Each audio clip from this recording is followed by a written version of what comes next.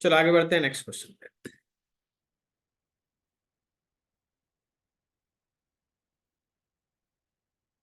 लिखा for one mole of a perfect gas the initial pressure and volume of a gas are 10⁻⁵ newton per metre square and 4 liter respectively. The final volume of the gas is 2 liter. Molar specific heat of gas at constant volume is given. The work done when the compression is adiabatic. तो सबसे important बात है कि process जो है वो adiabatic है।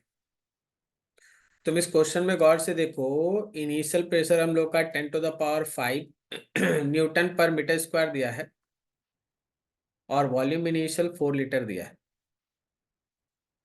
जो तुम्हारे पास फाइनल वॉल्यूम है वो 2 लीटर है और जो प्रेशर फाइनल है वो हम लोगों को नोन नहीं। क्वेश्चन में एक और डाटा है, वो है सीवी का कांस्टेंट वॉल्यूम पे, एंड दैट इज 3R/2। अगर ये है तो हम लोग सीपी निकालने के लिए सीवी प्लस आर कर लेंगे and that comes to be 5R/2। तो अगर तुम्हारे पास गामा का वैल्यू पूछा जाए which is equals to CP/CV, तो CP/CV ये 5/3 आ रहा है। इसका मतलब है कि ये गैस मोनोएटॉमिक गैस है। आप क्या कीजिए, फॉर एडियाबेटिक प्रोसेस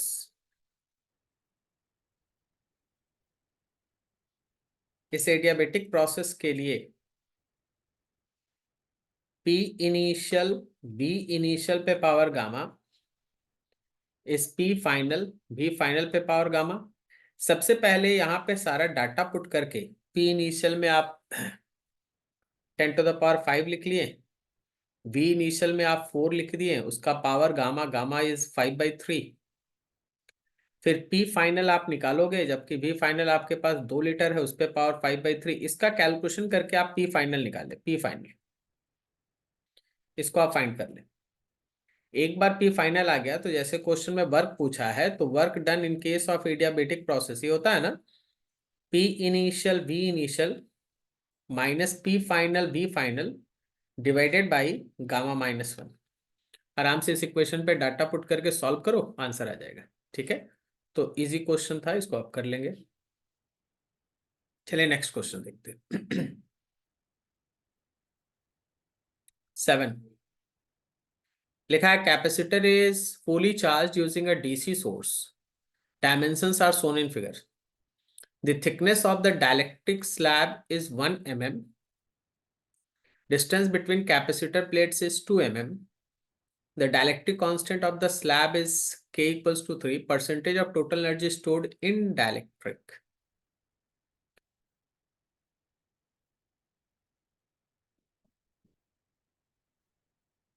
देखिए, पूरा का पूरा स्पेस को आपको दो हिस्सों में बांटना होगा। टोटल स्पेस बिटवीन कैपेसिटर, उसका एक हिस्सा तुम डाइलेक्ट्रिक का लोगे और एक हिस्सा तुम एयर का लोगे। आपको याद होगा कि जो एनर्जी डेंसिटी का कंसेप्ट था 1/2 एप्सिलॉन नॉट इलेक्ट्रिक फील्ड का स्क्वायर, ये एनर्जी डेंसिटी था, मतलब energy stored per unit volume. तो अगर हम डाइलेक्ट्रिक के अंदर का एनर्जी डेंसिटी लिखते हैं, डाइलेक्ट्रिक के अंदर का, तो होगा 1/2 डाइलेक्ट्रिक का एप्सिलॉन, डाइलेक्ट्रिक के अंदर इलेक्ट्रिक फील्ड का स्क्वायर। तो क्या हम लोग इसको ऐसे लिख सकते हैं, energy density is equals to 1/2 epsilon naught into K, और एयर का जो भी फील्ड होगा बाई के का स्क्वायर। तो ये मेरा एनर्जी डेंसिटी आया है 1/2 epsilon naught E naught square by के। ये डाइलेक्ट्रिक के अंदर का एनर्जी डेंसिटी। तो अगर हमको डाइलेक्ट्रिक के अंदर का टोटल एनर्जी लिखना पड़े, डाइलेक्ट्रिक के अंदर का टोटल एनर्जी लिखना पड़े, तो जो भी एनर्जी डेंसिटी है उसको वॉल्यूम से मल्टीप्लाई करेंगे, एरिया इनटू स्पेस। मतलब टोटल स्पेस अगर डी था तो डी में से थिकनेस, सॉरी, डाइलेक्ट्रिक का थिकनेस अगर टी है तो टी ये वॉल्यूम होगा, ये वॉल्यूम होगा। तो ये हो गया 1/2 एप्सिलॉन नॉट ई फील्ड का square by dielectric constant area of the plate and thickness of dielectric, इतना याद रखना, ये टोटल एनर्जी है डाइलेक्ट्रिक के अंदर स्टोर। अब जो हवा में एनर्जी स्टोर हुआ है उसके बारे में बात करो, उसका एनर्जी डेंसिटी होगा 1/2 एप्सिलॉन नॉट ई नॉट का स्क्वायर। और अगर हम हवा के अंदर का टोटल एनर्जी निकालें इनसाइड एयर, तो हो गया energy density into volume, volume में हो गया A into total space D minus thickness, तो ये हो गया 1/2 epsilon naught E naught square area A और डी माइनस टी। एयर के अंदर इतना एनर्जी स्टोर्ड है, डाइलेक्ट्रिक के अंदर ये एनर्जी स्टोर्ड है, तो टोटल एनर्जी कितना स्टोर है? अभी हम ऐसे शॉर्टकट में लिख देते हैं कि ये टोटल एनर्जी स्टोर्ड कितना है, तो जितना एनर्जी डाइलेक्ट्रिक में स्टोर है और जितना एनर्जी एयर में स्टोर है दोनों को ले लो। आपको क्या निकालना था कि percentage of total energy stored inside dielectric, percentage of total energy stored inside dielectric. तो क्वेश्चन के हिसाब से अगर तुम चलोगे, देयरफॉर परसेंटेज ऑफ एनर्जी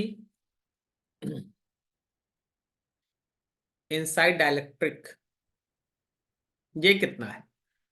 तो जो डाइलेक्ट्रिक के अंदर का स्टोर्ड एनर्जी है वो लो, डाइलेक्ट्रिक के अंदर का स्टोर्ड एनर्जी और एयर के अंदर स्टोर्ड एनर्जी उसको डिवाइड करो और 100 से मल्टीप्लाई करो, आराम से सॉल्व करो, आंसर आ जाएगा। यहां जहां हम डी लिखे हैं उसका मतलब है कैपेसिटर के प्लेट्स के बीच का दूरी, और वो क्वेश्चन में शायद 2 mm है। और जहां टी लिखे हैं वो डाइलेक्ट्रिक का अपना विड्थ है, वो 1 mm है। और डाइलेक्ट्रिक कांस्टेंट के है 3 है। आराम से डाटा को पुट करके सॉल्व कीजिएगा, आंसर आएगा। अगर आप इसको छोटा करके एक बार में समझना चाहें तो आप इसको ऐसे देख सकते हैं। देखिए, सबसे पहले कैपेसिटर के प्लेट के बीच का जो टोटल स्पेस था उसको 2 टुकड़ों में बांट दिया गया, एक डाइलेक्ट्रिक का और एक एयर का। डाइलेक्ट्रिक के अंदर का एनर्जी डेंसिटी लिखा गया और उसको वॉल्यूम से मल्टीप्लाई करके टोटल एनर्जी लिखा गया। एयर के अंदर का एनर्जी डेंसिटी लिखा गया और फिर उसको वॉल्यूम से मल्टीप्लाई करके टोटल एनर्जी लिखा गया। दोनों को ऐड कर दिए तो कैपेसिटर के अंदर का टोटल स्टोर्ड एनर्जी निकल गया। अब अगर हमको परसेंटेज एनर्जी इनसाइड डाइलेक्ट्रिक निकालना है, तो एनर्जी जो डायरेक्ट्रिक में स्टोर है बाय टोटल मल्टीप्लाइड विथ 100। यहां से अब जो आएगा कैलकुलेशन में, डाटा यहां रहा, यूज कीजिए, आंसर आएगा। ठीक है, बढ़िया क्वेश्चन। एक मिनट जस्ट, चलो नेक्स्ट क्वेश्चन में आगे बढ़ते हैं।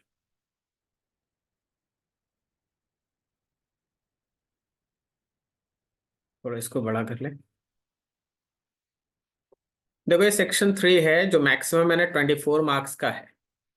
इसमें आपके सामने 6 क्वेश्चंस हैं, नन नेगेटिव इंटीजर्स इनका आंसर होगा। ठीक है, मतलब आप सॉल्व करेंगे तो कोई ना कोई इंटीजर आएगा। हर एक क्वेश्चन के लिए जो आपका क्रॉसपॉन्डिंग इंटीजर आएगा उसको आपको आंसर में फिल करना है, या जब आप ऑनलाइन देते हैं तो माउस ना प्लेस करना है।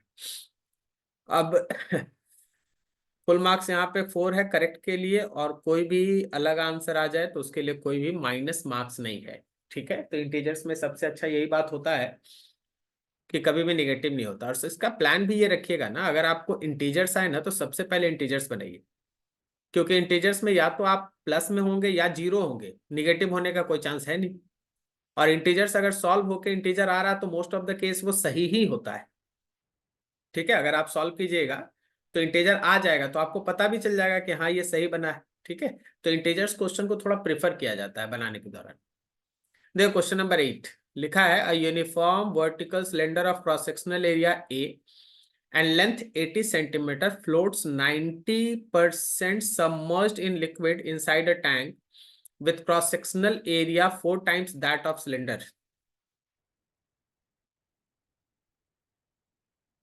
सिलेंडर का area of cross section 4a है, और ये जो हम सॉरी कंटेनर का area of cross section 4a है, और जो सिलेंडर हम लोग को दिया गया है यहाँ फ्लोट कराने के लिए उसका area of cross section a है।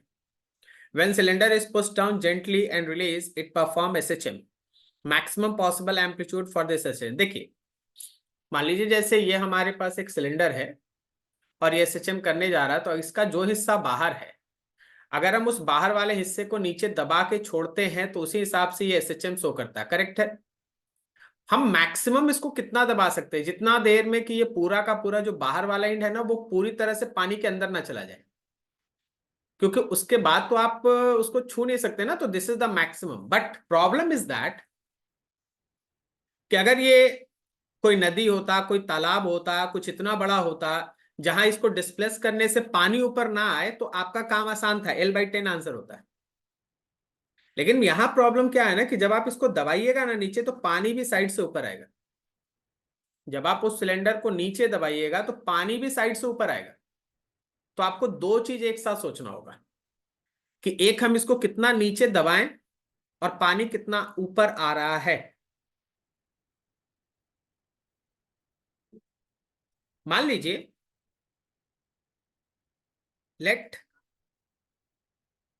x is displacement of cylinder. x आपके सिलेंडर का डिस्प्लेसमेंट है and y is height of liquid rise, और y जो है वो लिक्विड का हाइट है जो राइज किया। तो एक बात तय है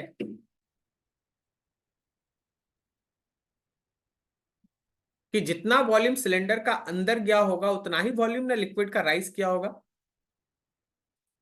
वॉल्यूम ऑफ सिलेंडर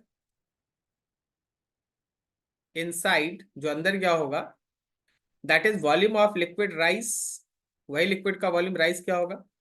सिलेंडर का कितना वॉल्यूम अंदर गया, तो उसका एरिया ऑफ क्रॉस सेक्शन लो और उसका डिस्प्लेसमेंट लो। पानी का कितना वॉल्यूम ऊपर उठा, तो उसका एरिया ऑफ क्रॉस सेक्शन लो। देखिए पूरा area of cross section 4a था, उसमें तो a सिलेंडर है और हाइट राइज किया y। तो एक तरह से आपको रिलेशन मिल गया, ax is equals to 3ay। x और y के बीच का relation x is equals to 3y। मतलब आपका ब्लॉक अगर x नीचे जाएगा तो पानी 3y ऊपर मतलब y ऊपर आएगा, उसके बीच का रिलेशन ये। अब इन दोनों के लिए मतलब क्या, तो इस फिगर को ऐसे समझना, ये सिलेंडर है, ठीक है। इस सिलेंडर का ये लेवल ऊपर था, ये पूरा का पूरा लेवल है L/10, जैसे क्वेश्चन में मेंशन है L/10। अब अगर मेरा सिलेंडर नीचे जा रहा है x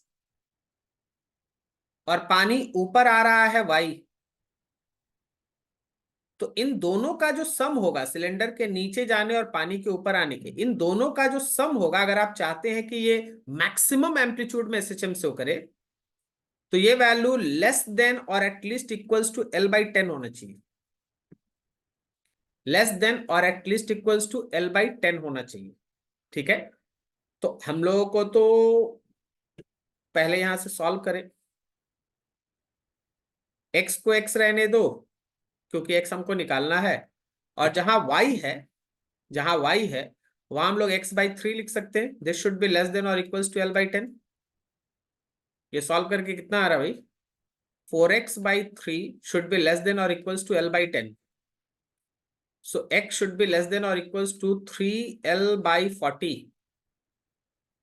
पूरा लेंथ 80 सेंटीमीटर था, तो L के जगह पर x should be less than और इक्वल्स टू 3 इंटू 80 के जगह पे, यहाँ पे L के जगह 80 पुट कर दिया और नीचे लिख दिए अपना 40। तो 40 से ये 80 गया दो बार में। सो x should be less than और इक्वल्स टू 6 सेंटीमीटर। मतलब x का वैल्यू जो हम मैक्सिमम एम्पलीट्यूड में इस बॉडी को डिस्प्लेस कर पाएंगे वो 6 सेंटीमीटर मैक्सिमम होगा, मैक्सिमम 6 सेंटीमीटर। इन सेंटीमीटर पूछा भी गया था। तो मैक्सिमम 6 सेंटीमीटर में आप इसको एसएचएम करा सकते हैं। ब्लॉक नीचे जाएगा, पानी ऊपर जाएगा, दोनों का जो सम है वो हमारा L/10 से छोटा होना चाहिए या एटलीस्ट बराबर होना चाहिए। बाकी कैलकुलेशन आ गया, ये देखते हैं।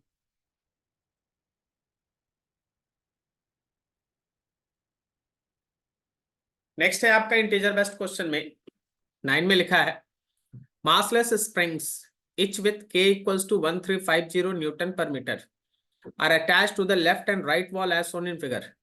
A 1 kg block is initially held against the left hand spring, compressing the spring by 0.1 meter. The block is released to move. The block is released to move. The floor is frictionless except for the section AB.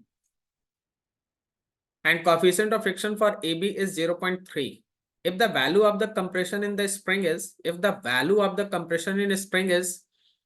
100 by n centimeter, if the value of the compression in the spring is, I hope so ये right spring का बात कर रहा होगा, right spring is 100 by n centimeter, then find the value of n. हम लोग को उस n का वैल्यू फाइंड आउट करना है, ठीक है।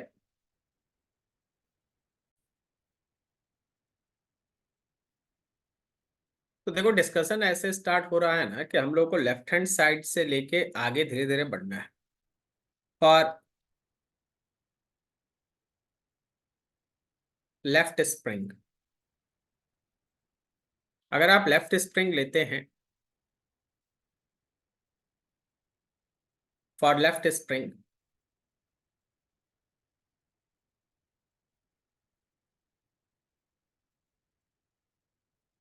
Compression of the spring is 0.1 metre, ठीक है, डाटा याद रखना है। लेफ्ट वाले स्प्रिंग का जो कंप्रेशन है, मान लो x1 है, ये 0.1 मीटर है, और बाकी सब तो डाटा दिया हुआ है। और k का वैल्यू कितना है भाई? तो k का वैल्यू है 1350 Newton per metre. Block 1 kg है, बीच का फ्रिक्शन 0.3 है, वो फिगर में मेंशन।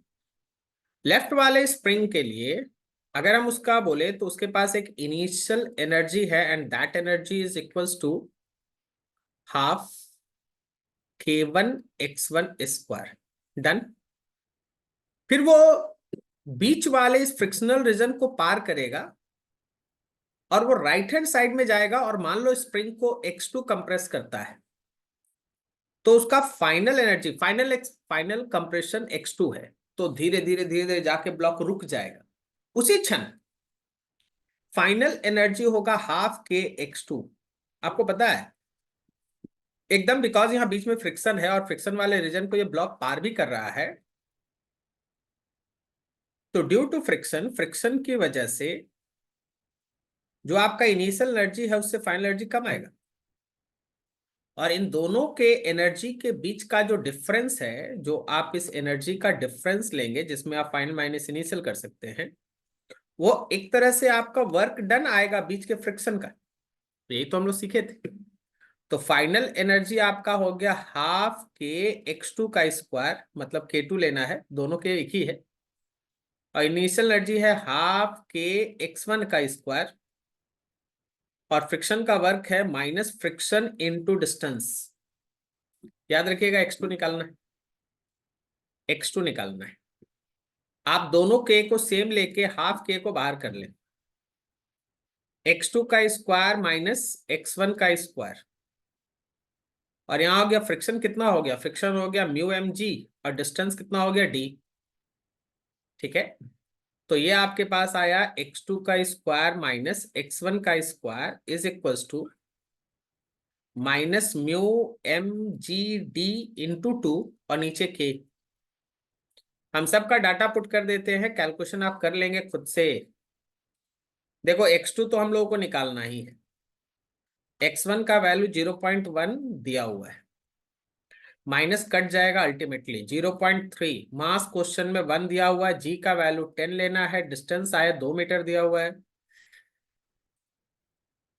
2 मीटर दिया हुआ है डिस्टेंस, ठीक है। डिस्टेंस आपको 2 मीटर दिया हुआ है, एक और 2 आ जाएगा, और यहाँ के लिए 1350, 1350 आराम से सॉल्व करके x2 निकालिए, और फिर इस x2 को 100 बाई n से कंपेयर करके n निकाल लीजिए, ठीक है। इसका कैलकुलेशन आप खुद से कर लेंगे, कैलकुलेशन आपको करना भी चाहिए खुद से। तो ये कैलकुलेशन है। तो देखो भाई, शुरुआत में जब हम लेफ्ट वाले स्प्रिंग को ब्लॉक के साथ दबाए थे तो एनर्जी यहां था पोटेंशियल एनर्जी के फॉर्म में, फिर जब हम छोड़े तो ब्लॉक काइनेटिक एनर्जी से आगे बढ़ा, इस फ्रिक्शनल रीजन को पार किया तो उसका एनर्जी नुकसान हुआ, कम हुआ। फिर वो राइट वाले ब्लॉक को राइट की तरफ दबाना स्टार्ट किया, तो जहां मैक्सिमम कंप्रेशन होगा वहां स्प्रिंग के साथ ब्लॉक क्षण भर के लिए रेस्ट में आए। तो वहां का फाइनल एनर्जी लिख लिए, इनिशियल एनर्जी लिख लिए। कंसेप्ट से पता चल रहा है कि इनिशियल से फाइनल कम होगा, तो दोनों एनर्जीज के बीच का जो डिफरेंस है वो वर्क डन बाय फ्रिक्शन है, क्योंकि वही है यहाँ जो वर्क करके एनर्जी को लॉस कर रहा है। बाकी कैलकुलेशन है, आप कीजिएगा खुद से। आगे नेक्स्ट 10 में लिखा है the prism spectrum is spread out more at violet and then at the red end. जब भी हम लोग लाइट को प्रिज्म से पास करते हैं तो लाइट अपने कंस्टिट्यूएंट कलर्स में टूट जाता है। हर कलर का, हर वेवलेंथ का अपना अपना एंगल ऑफ डिविएशन होता है, इस वजह से लाइट का डिस्पर्सन होता है। ये क्वेश्चन उसी पे बेस्ट है। Angular dispersion is defined as, जो हमारा एंगुलर डिस्पर्सन है वो phi is equals to D delta by D lambda. If deviation of a small prism, del is defined as del is equals to mu minus 1 into a naught, and wavelength is defined as this। हम लोगों को निकालना क्या, then dispersion phi is proportional 1 by lambda पर। phi और lambda के बीच relation निकालना है। इंटरेस्टिंग है, देखो phi is equals to d delta by d lambda।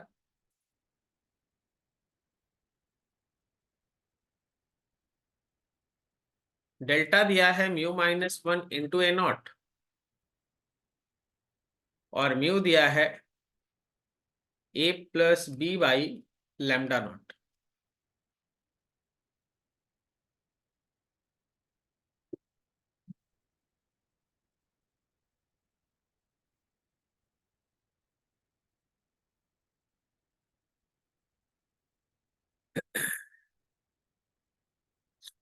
क्या हम लोग यहां से एक तरीके से चल रहे हैं, क्या हम लोग यहां से del is equals to mu का वैल्यू ये प्लेस करें A plus B by lambda square minus 1 and A not.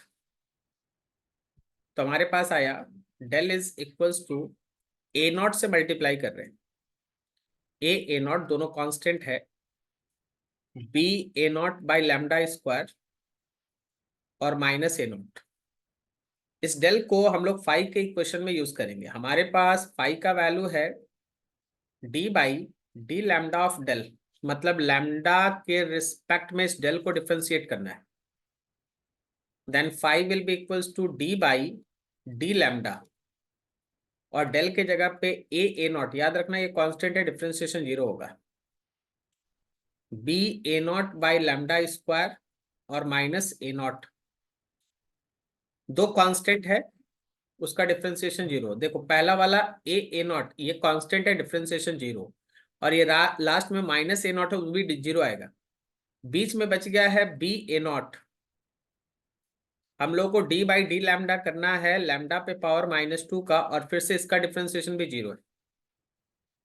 Then 5 will be equals to b A naught, power आगे आएगा और पावर में से एक माइनस हो जाएगा। Then 5 will be equals to -2 b A naught, और नीचे आ गया लैम्डा पे पावर 3। यहाँ देखो लैम्डा पे पावर n पूछा है, तो मेरे हिसाब से n का वैल्यू 3 है।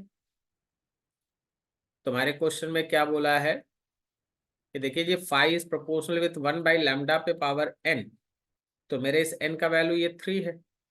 ठीक है, तो इंटीजर टाइप यहाँ पे 3 आएगा, n का वैल्यू 3 है। क्लियर?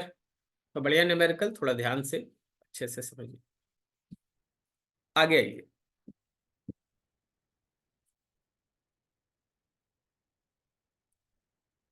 11 में लिखा है a hydrogen like atom atomic number Z is in a higher excited state of quantum number n। A hydrogen like atom is in a higher excited state of quantum number n The excited atom can make a transition to the first excited state. The excited atom can make a transition to the first excited state. First excited state मतलब second orbit by successively emitting 2 photons of energy 10.2 and 17 electron volt respectively. Alternatively, the atom from the same excited state can make a transition to the second excited state. Second excited state मतलब third orbit by successive emitting 2 photons of energy 4.25 and 5.95 electron volt respectively. Determine the value of n. आप n का value निकालें, n का value निकालें. मान लेते हैं late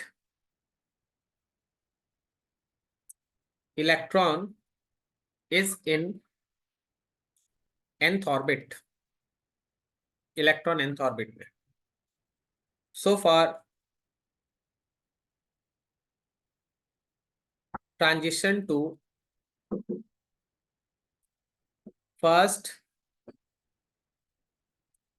excited state, जब वो फर्स्ट एक्साइटेड स्टेट में ट्रांजिशन करता है तो आप ऐसे समझिएगा कि इनिशियल ऑर्बिट उसका n था, फाइनल ऑर्बिट उसका 2 है.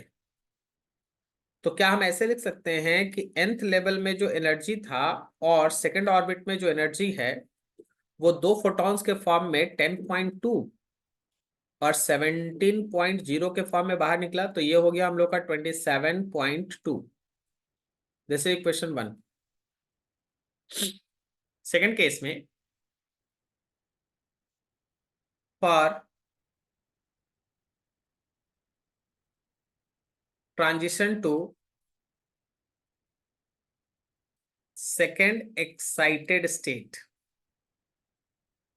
जब वो सेकेंड एक्साइटेड स्टेट में ट्रांजिशन करता है तो आप ये मान सकते हैं कि उसका इनिशियल ऑर्बिट n है और उसका फाइनल ऑर्बिट 3 है. तो ऐसे केस में nth ऑर्बिट से जो थर्ड ऑर्बिट में वो गया उसमें वो एनर्जी रिलीज किया था 4.25 और प्लस 5.95. ऐड करो.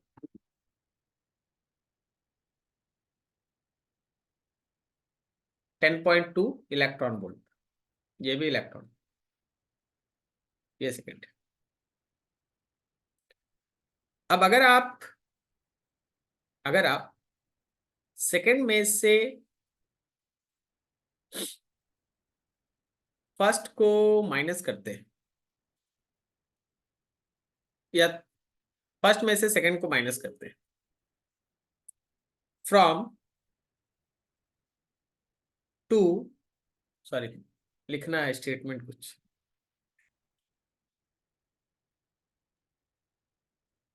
अगर हम चाहते हैं कि इलेक्ट्रॉन का ट्रांजिशन हम फॉर ट्रांजिशन ऑफ 3 to 2, तो एक तरह से हमको E3 माइनस E2 निकालना है. तो E3 माइनस E2 आपको कैसे मिलेगा? इक्वेशन 1 में से 2 को माइनस करके आपको E3 माइनस E2 मिलेगा. देख लीजिए 1 और 2 ध्यान से, है ना. तो आपके पास ये बनता है कुछ ऐसा कि E3 माइनस E2 इज 1 में से 2 को माइनस करो, 1 में से 2 को माइनस करो तो 27.2 में से आप 10.2 को माइनस करेंगे तो ये 17.0 आएगा. और E3 माइनस E2 को अकॉर्डिंग टू बोर्स थ्योरी क्या हम लोग ऐसे लिख सकते हैं 13.6 Z स्क्वायर 1/2 का स्क्वायर माइनस 1/3 का स्क्वायर, ये बोर्स थ्योरी. और इलेक्ट्रॉन वोल्ट वाला इक्वेशन है 17.0. तो दैट 13.6 इंटू Z स्क्वायर, यहां आ गया 1/4 माइनस 1/9 इज 17.0. ठीक ही चल रहा है. तो ये हो गया 13.6 इंटू Z स्क्वायर, या 9 में से गया 5/36 इज इक्वल टू 17.0। हमको z का वैल्यू चाहिए, तो z square will be equals to 17.0 into 36 by 13.6 into 5। यहां से क्या मिला, z square is equals to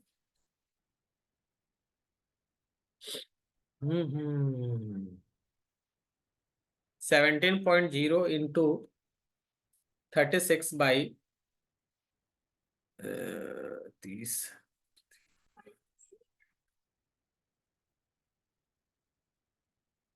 इतना आया 68। अब देखो 17 से ये कटा 4, और फिर 4 से 36 कटा 9, यहाँ 9 आ गया, चलो हो गया। तो Z का मतलब थर्ड, कहने का मतलब इलेक्ट्रॉन जो है वो पहले थर्ड ऑर्बिट में था। इलेक्ट्रॉन, सॉरी सॉरी सॉरी, गलत बोल रहे, गलत स्टेटमेंट, गलत।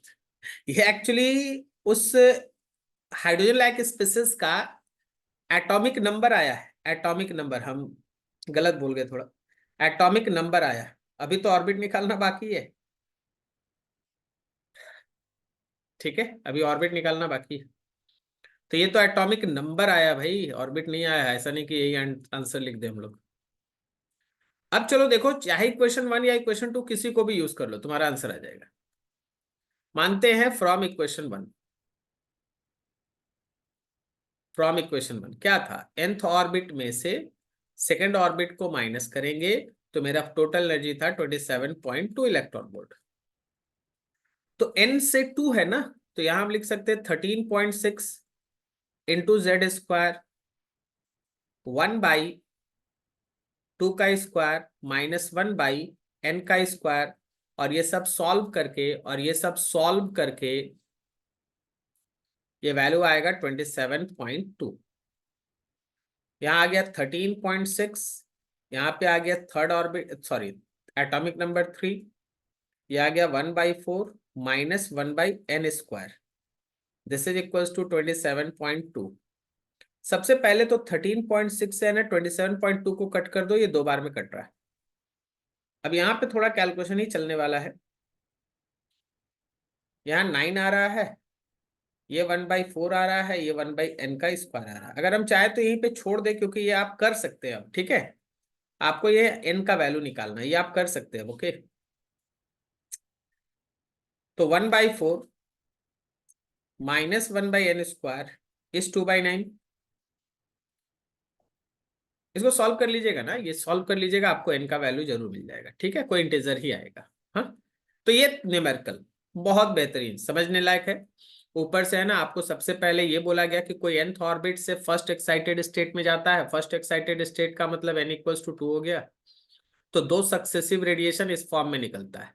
फिर nth ऑर्बिट से सेकेंड स्टेट में जाता है, सेकेंड स्टेट मतलब n का वैल्यू 3 हो गया, तो 2 फोटोन ऐसे निकलता है। हम लोग को इसी के बेसिस पे सब यूज करना है। अभी ये आयोनाइजेशन एनर्जी इसलिए दिया है क्योंकि आप इक्वेशन में 13.6 इलेक्ट्रॉन वोल्ट का यूज कर सके, वो डेफिनेट है, उसको लेके चलने से आपका आंसर आसानी से आ जाएगा, ये इसीलिए इंफॉर्मेशन है। बहुत बढ़िया।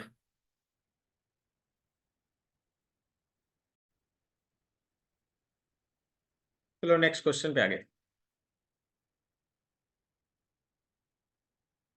लिखा है long thin cord of length L equals to 90 centimetre and mass 600 gram is rotating clockwise on a frictionless horizontal table about its center of mass, which is stationary. A small ball of mass 300 gram is placed on the table at a distance x. From the center of mass of the rod collide elastically with the ball. After the collision, the rod is translating to the left without rotation, and the ball moves to the right. What is the distance x by 5 in centimeter?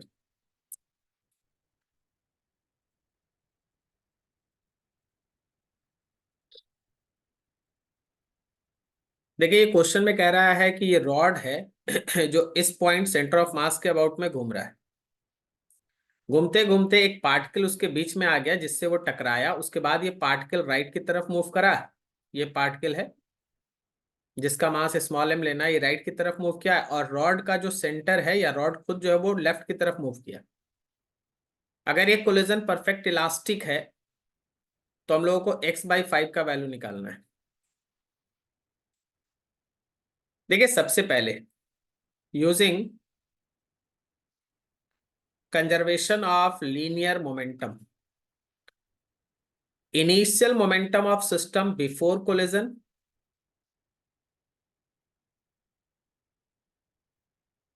Collision, and final momentum of system after collision.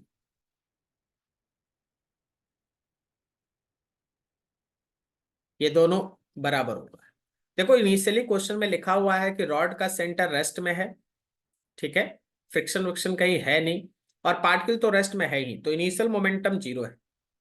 Final momentum में particle move किया है right की तरफ और rod move किया है left की तरफ। रॉड का मास हम लोग को दुगना लेना है, तो लेफ्ट की तरफ जाने के कारण यहाँ पे हम यहाँ से जो डाटा देख पा रहे हैं उसको यूज कर रहे हैं। तो यहाँ आपके पास हो गया 2mu is equals to mv, या एक रिलेशन मिल गया 2u is equals to v। मान लो ये एक रिलेशन है 2u इक्वल्स टू v। अब आप यूज करें कंजर्वेशन ऑफ एंगुलर मोमेंटम, ठीक है, किस पॉइंट के अबाउट में, तो about centre of mass, about centre of mass. तो एंगुलर मोमेंटम इनिशियल और एंगुलर मोमेंटम फाइनल ये सेंटर ऑफ मास के अबाउट में सेम होगा, क्योंकि जो भी सिस्टम में लगने वाला टॉर्क है वो सिस्टम का इंटरनल है, कोई एक्सटर्नल फोर्स तो कहीं बाहर से या टॉर्क बाहर से लग नहीं रहा है। तो इनिशियल एंगुलर मोमेंटम है आई ओमेगा, और फाइनल एंगुलर मोमेंटम में यहां से यहां तक का दूरी x है, क्वेश्चन में मेंशन है, तो एम भी x. Sir centre of the rod का एंगुलर मोमेंटम नहीं होगा सेकेंड केस में। देखो भाई रॉड का सेंटर का एंगुलर मोमेंटम खुद उसके सेंटर ऑफ मास के रिस्पेक्ट में वो तो 0 है। तो आपके पास अभी ये इक्वेशन हुआ, आप यहाँ पे मास ले लीजिए रॉड का मास हम लोग 2m मान के चल रहे हैं, रॉड का length ml²/12 and omega is equals to mbx। तो यहां से जहां ओमेगा है वहां पे वैल्यू हो गया mbx फिर 12 और नीचे है 2m इंटू l²। तो m से m कैंसिल, 2 से ये 12 कट के 6 हो गया, and the value is 6bx/l²। चलो ये एक और इक्वेशन मान लेते हैं, और तीसरा हम इक्वेशन बनाने जा रहे हैं कंजर्वेशन ऑफ एनर्जी से, conservation of energy, conservation of energy से, क्योंकि इलास्टिक कोलिजन के पहले का इनिशियल एनर्जी और कोलिजन के बाद का final energy same. Initial energy है रॉड का रोटेशनल काइनेटिक एनर्जी ½ I⍵², और फाइनल एनर्जी में है हाफ पार्टिकल का मास है उसका वेलोसिटी v², और हाफ रॉड का मास 2m और उसका स्पीड u²। एक बार फिगर पे आ जाओ, देखो रॉड का स्पीड u उसका काइनेटिक एनर्जी, और पार्टिकल का स्पीड v उसका काइनेटिक एनर्जी। ये मेरा तीसरा रिलेशन बना। यहां आ गया हाफ, इनर्शिया के जगह पे तुम मास 2m लिख दो, length l² ml²/12, omega square के जगह पर देखो हम अब थोड़ा डाटा भी पुट करते हैं, ओमेगा के जगह पर 6bx/l² लिख सकते हैं ना, 6bx/l², बिल्कुल लिख सकते हैं, 6bx/l² उसका स्क्वायर। राइट हैंड साइड में देखो हाफ mv² रहने दो, प्लस हाफ इंटू 2m, और जहां u है वहां पे इक्वेशन 1 पे आओ, जहां u है वहां आप चाहेंगे तो v/2 लिख सकते हैं, v/2 लिखिए वहां पे u के जगह पर, v/2 का स्क्वायर। आराम से इस फाइनल इक्वेशन नंबर 4 को आप सॉल्व कीजिए, x का वैल्यू निकालिए। देखिए सबसे पहले तो m सब तरफ कट जाएगा, v सब में कट जाएगा, ठीक है। अब तुमको दो ही चीज बचेगा, या तो x और l बचेगा, आराम से सॉल्व करके x को l के टर्म में निकाल दो, वही आंसर आएगा। कैलकुलेशन खुद करना है, ठीक है। जरूर होगा, आराम से बनाइएगा। तो 3 कंजर्वेशन प्रिंसिपल हम लोग इसमें इंप्लीमेंट किए, आंसर आपके पास है। चलिए नेक्स्ट क्वेश्चन। 13 में लिखा है the electric field on two sides of a charge plate is shown in figure if the charge density on the plate is n epsilon naught then n is।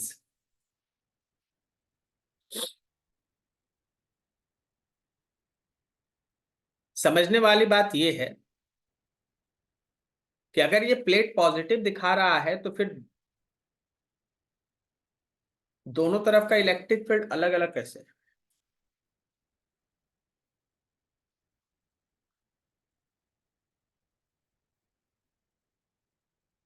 Figure समझिएगा तो कुछ हम बता रहे हैं।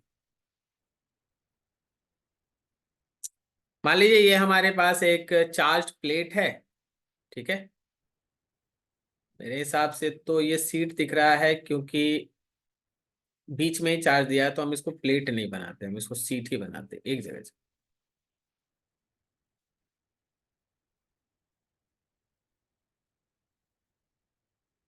ये चार्ज,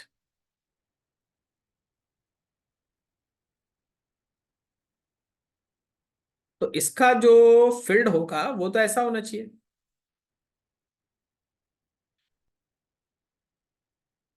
ऐसे होना चाहिए, ठीक है। इसका मतलब कुछ और है। इसका मतलब ये है, मान लीजिए ये मेरा E1 है, जो मेरा चार्ज सीट क्रिएट किया है। एट द सेम टाइम इस पूरे रीजन में, एट द सेम टाइम इस पूरे रीजन में एक एक्सटर्नल फील्ड भी है, जो एक्सटर्नल फील्ड मान लो लेफ्ट से राइट की तरफ है, एक्सटर्नल फील्ड लेफ्ट से राइट की तरफ। और इस एक्सटर्नल फील्ड को अगर आप ध्यान से देखेंगे, इसी के डायरेक्शन की वजह से आपको ये डिफरेंस दिखाई दे रहा है। देखिए राइट हैंड साइड में ई एक्सटर्नल और हमारे इस सीट का फील्ड एक तरफ है, इसलिए देखो ये बड़ा है।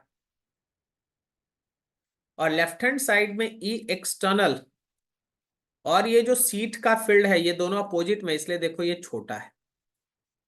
सबसे पहले तो आपको ये काम करना होगा। सो ई, अगर आप लेफ्ट हैंड साइड का डाटा लिखते हैं तो आपको लिखना चाहिए ई एक्सटर्नल माइनस E1।